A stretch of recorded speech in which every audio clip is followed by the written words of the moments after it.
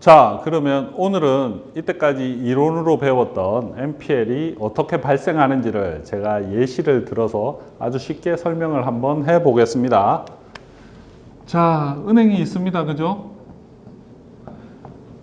제가 강남의 아파트 20억짜리를 담보로 10억을 대출을 일으켰어요. 대출이 되면 즉시 등기부에 설정이 들어가겠죠?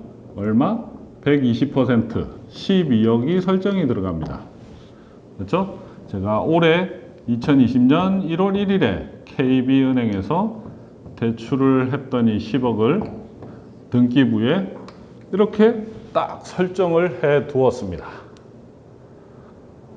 자, 이렇게 되면 은행에서는 우리한테 대출해 준 이 10억 채권을 5가지 단계로 우리하고는 상관없이 관리를 하고 있습니다. 그 관리하는 5가지 단계를 한번 알아보겠습니다. 자, 여기서 우리가 은행에서 10억을 대출을 받았기 때문에 은행은 10억 대출받은 그 채권을 5가지 단계로 관리를 합니다. 정상적으로 이자를 잘 내는 단계, 1, 2개월 정도 이자가 연체가 되니까 주의를 하는 단계, 3개월 이상 연체가 고정이 되는 그런 단계, 1년 이상 연체가 되니 이거는 이자를 받는 거는 고사하고 원금 손실도 일어날 수 있겠다라고 하는 추정 손실의 단계. 그 과정에서 3개월 이상 연체되어 있는 이 과정에 있는 채권들을 합쳐서 NPL이라는 명칭을 사용하는 겁니다. 즉, 이자를 받기 위해서 대출을 해줬는데 이자가 들어오지 않으니까 부실이 난 거다. 부실 채권. 수익이 나지 않으니까 무수익 채권. 아시겠죠? 쉽습니다. 자, 그러면 은행에서는 이렇게 부실난 채권 때문에 어떤 일들이 벌어지느냐. 은행은 자기 자본 계정에서 돈을 빼와서 대손 충당 계정으로 적립을 해둬야 되는 겁니다.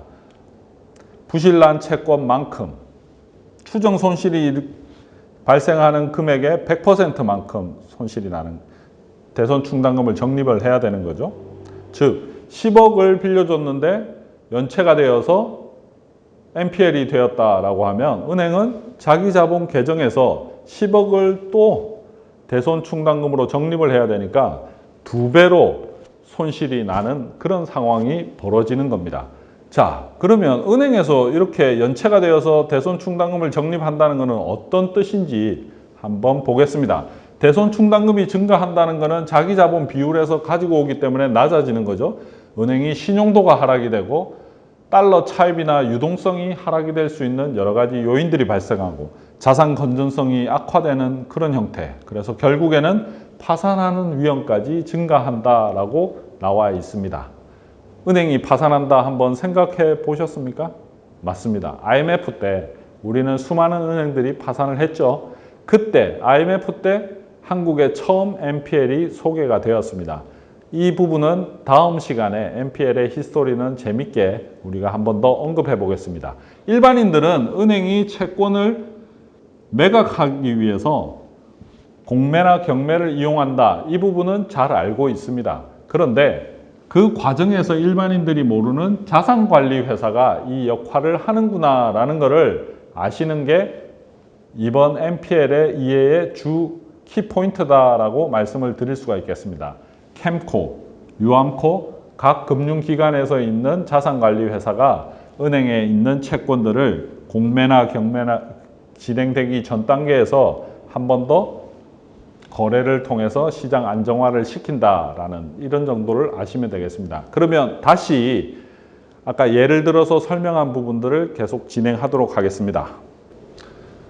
자, 여기서 아까 설명드렸듯이 10억을 대출을 해서 정상적으로 이자를 잘 내고 있다라고 하면 문제가 안 되겠죠? 그런데 3개월 이상 연체가 지속되었어요. 그러면 NPL이 발생을 하는 겁니다.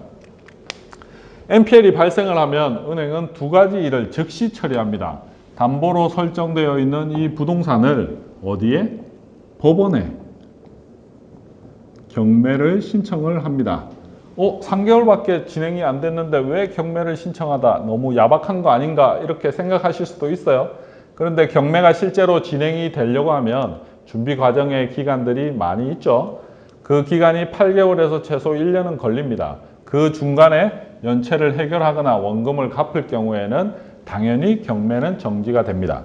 두 번째로 아까 설명을 드렸듯이 은행은 BIS 자기자본에서 대손 충당금을 적립을 하게 됩니다. 그렇게 되면 BIS 비율이 낮아지면서 은행의 위험을 초래하는 그런 사태가 벌어지겠죠. 그래서 은행은 이 부실 채권을 매각을 해야 되는 사유가 발생을 하는 겁니다. 잘 아시겠죠?